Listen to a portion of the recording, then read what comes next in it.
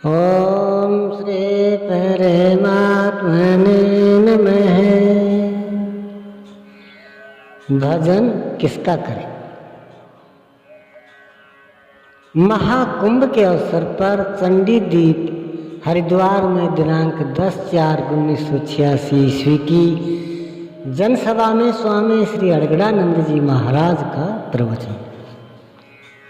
बंधु, सागर मंथन के परिणाम में निकले अमृत घट से कुछ अंश इन्हीं स्थलों पर छलक गया था जहां कुंभ मेलों के आयोजनों का इतिहास है।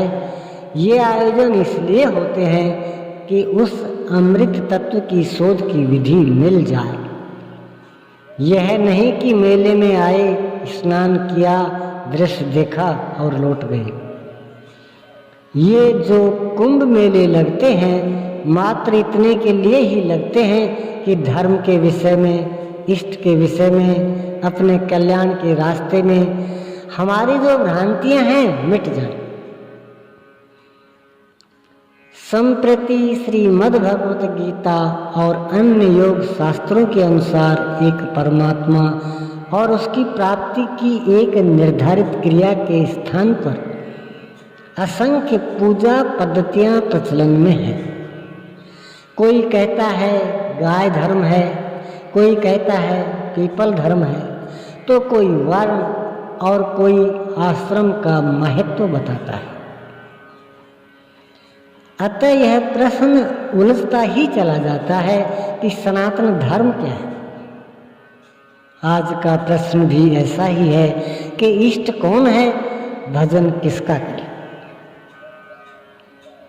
दुनिया में सबसे अधिक धार्मिक, भजन चिंतन करने वाला, पूजा पाठ करने वाला हिंदू ही है। परंतु आश्चर्य की बात तो यह है कि धर्म के प्रति इतना आस्थावान हिंदू जीवन के अंतिम समय तक यह निश्चय ही नहीं कर पाता कि हमारा इष्ट कौन है। हम किसकी पूजा करके कल्याण को प्राप्त हो सकते हैं। इसके मूल में देखा जाए तो बहुदेववाद का प्रचार ही एक निष्ठ होने में सबसे अधिक बाधक सिद्ध होता है। एक ही परिवार में 10 सदस्य हैं तो सबके देवता अलग अलग हैं। कोई हनुमान का भक्त है तो कोई शिव का, कोई देवी का तो कोई किसी अन्य देवता का। अपने अपने देवी देवताओं के लिए लोग एक दूसरे से झगड़ा भी करते देखे जाते हैं। किसी को यह मालूम नहीं कि शाश्वत कौन है, किसकी उपासना से शाश्वत धाम की प्राप्ति होगी। अनेक देवी देवता हमारे मन में इस प्रकार समा गए हैं कि अंत समय तक हम किसी पर विश्वास ही नहीं टिका पाते। मृत्यु के समय जब लड़के आसपास खड़े होकर कहते हैं कि दादा अब चिंता त्याग कर भगवान का स्मरण कीजिए, तो दादा एक झटके से कह गुजरते हैं, हे हनुमान जी, हे दुर्गा जी, हे शीतला माई, हे विंध्यवासिनी देवी, हे मेहर वाली माता, हे हर्षो ब्रह्म बाबा, हे शंकर जी। अर्थात औसतन 25-30 नामों का एक साथ स्मरण करने लगते हैं। इस तरह भ्रांति अंत तक बनी रहती है। तो भला एक मंदिर 10 देवता, क्यों कर बसे बाजार। हृदय एक मंदिर है जो एक परमात्मा को अपने अंदर स्थान दे सकता है। उसमें अनेक लोगों को स्थान नहीं दिया जा सकता। दुविधा में दो गए, माया मिली न राम। अतः हृदय देश में किसी एक को बैठाना ही उचित हो। आइए देखें कि इस संदर्भ में हमारे पूर्व महापुरुषों ने क्या कहा। भगवान श्री कृष्ण ने किसे इष्ट कहा, भगवान राम ने किसका भजन करने के लिए कहा? भगवान शिव ने किसका स्मरण करने का निर्देश दिया? स्वयं इन आप्त पुरुषों ने किसका चिंतन किया? केवल इतनी ही बात आप जो का त्यों मान लीजिए तो न संदेह है और न भविष्य में होगा। खेद इस बात का है कि हम इस पर विचार ही नहीं करते। कदाचित विचार आता भी है तो हम इतने भयभीत हैं कि इस विषय में अपने निर्णय को बदल नहीं पाते कि कहीं पुराने वाले देवता महाराज नाराज न हो जाए, दुख न देते। इस विषय में योगेश्वर श्री कृष्ण ने गीता में अपना स्पष्ट विचार प्रकट किया है। मामुपेत्य पुनर्जन्म दुःखालयेन शाश्वतम् नाप्नुवन्ति महात्मानः संसिद्धिं परमां गतः। अर्जुन, मुझे प्राप्त होकर पुरुष शरण भंगुर दुखों की खान पुनर्जन्म को नहीं प्राप्त होता, बल्कि वह पुरुष मुझे प्राप्त होता है। जो पुनर्जन्म में आता है वह दुखों की खान है।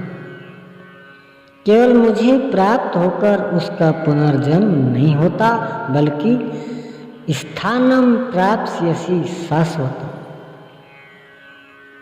वह शाश्वत सदा रहने वाला स्थान परम धाम को पा जाता है। अब देखना है कि पुनर्जन्म की परिधि में आता कौन कौन है। ब्रह्म भुवनालोकः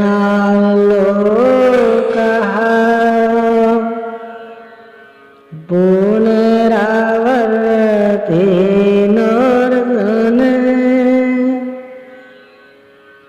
मामुपेत्य तो कान्ते पुनर्जन्म न विद्यते।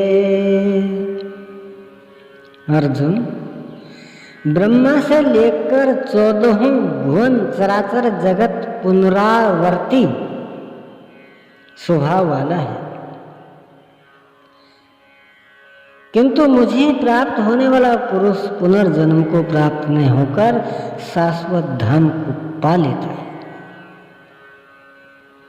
स्पष्ट है कि ब्रह्मा और उसके द्वारा सर्जित सारी सृष्टि मरण धर्मा है। इसके अंदर देवता, पितर, दानव, ऋषि, सूर्य, चंद्रमा सभी आ जाते हैं। मानव जीवन का परम लक्ष्य है अमरत्व की प्राप्ति। इस लक्ष्य की प्राप्ति श्री कृष्ण के अनुसार एक परमात्मा के चिंतन से ही संभव है। उदाहरणार्थ, आपको समुद्र पार करना है, आप किसी कागज के बंडल का सहारा ले लें तो कुछ दूर जाने पर वह समाप्त हो जाएगी और आप डूब जाएंगे।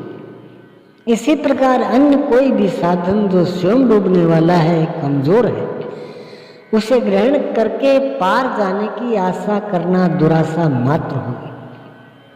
इसी प्रकार जो स्वयं मरण धर्मा है, नश्वर है, वह आपको शाश्वत धाम नहीं दे सकता, अमरत्व नहीं दे सकता। हाँ, मृत्यु अवश्य दे सकता है। अतः एक परमात्मा का चिंतन ही गीता का उपदेश है।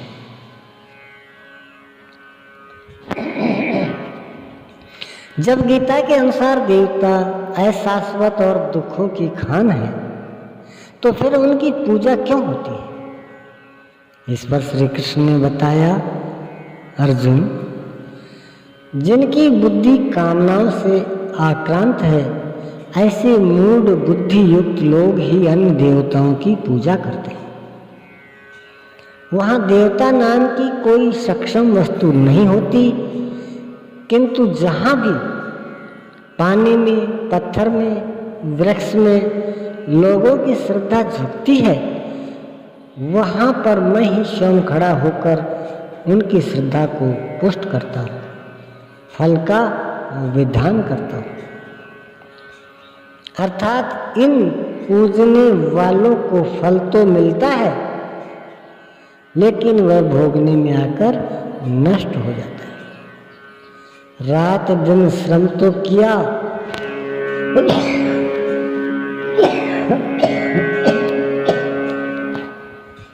लेकिन जो फल मिला वह भी नष्ट हो गया। सारा परिश्रम व्यर्थ हो जाता है। भले ही नष्ट हो जाए कुछ काल के लिए ही सही, फल तो मिलता है न, तो बुराई क्या है। इस पर अध्याय 9 में कहते हैं कि देवताओं को पूजने वाला भी मेरी ही पूजा करता है, किंतु वह पूजन अविधि पूर्वक है, इसलिए नष्ट हो जाता है। सब कुछ त्याग करके, खून पसीना एक करके आप पूजन में श्रम करते हैं और परिणाम यह निकला कि वह नष्ट हो गया। क्योंकि पूजन अविधि पूर्वक है, तो जब श्रम करना ही है तो विधि पूर्वक क्यों नहीं करते। रास्ता चलना ही है तो सही रास्ते से क्यों नहीं चलते। यदि वह देव पूजन अविधि पूर्वक है तो विधि क्या है। इस पर 18वें अध्याय में कहते हैं कि अर्जुन, अपने अपने स्वभाव में पाई जाने वाली क्षमता के अनुसार नियत कर्म में लगा हुआ पुरुष जिस प्रकार भगवत प्राप्ति रूपी परम सिद्धि को प्राप्त होता है, वह विधि तू मुझसे सुन। जिस परमात्मा से सब भूतों की उत्पत्ति हुई है, जिस परमात्मा से संपूर्ण जगत व्याप्त है, उस परमेश्वर को अपने स्वभाव से उत्पन्न क्षमता के द्वारा भले प्रकार अर्चन से संतुष्ट करके मनुष्य परम सिद्धि को प्राप्त होता है। अतः एक परमात्मा की पूजा ही विधि है। यह पूजन भी चिंतन की एक निर्धारित क्रिया है, जिसमें श्वास का यजन, इंद्रियों का संयम, यज्ञ स्वरूप महापुरुष का ध्यान इत्यादि क्रियाओं का समावेश है, जिनकी चर्चा योगेश्वर श्री कृष्ण ने 4थे अध्याय के यज्ञ प्रकरण तथा समूची गीता में स्थान स्थान पर की है। आप इसे सनातन शीर्षक वाले व्याख्यान में विस्तारित रूप से जान सकते हैं। आवश्यकता पड़ने पर पुनः पूछा जा सकता है। अधिक नहीं, केवल एक परमात्मा के प्रति श्रद्धा और उस परमात्मा के किसी नाम ओम अथवा राम का यदि आप जप करते हैं तो आप शुद्ध धार्मिक हैं।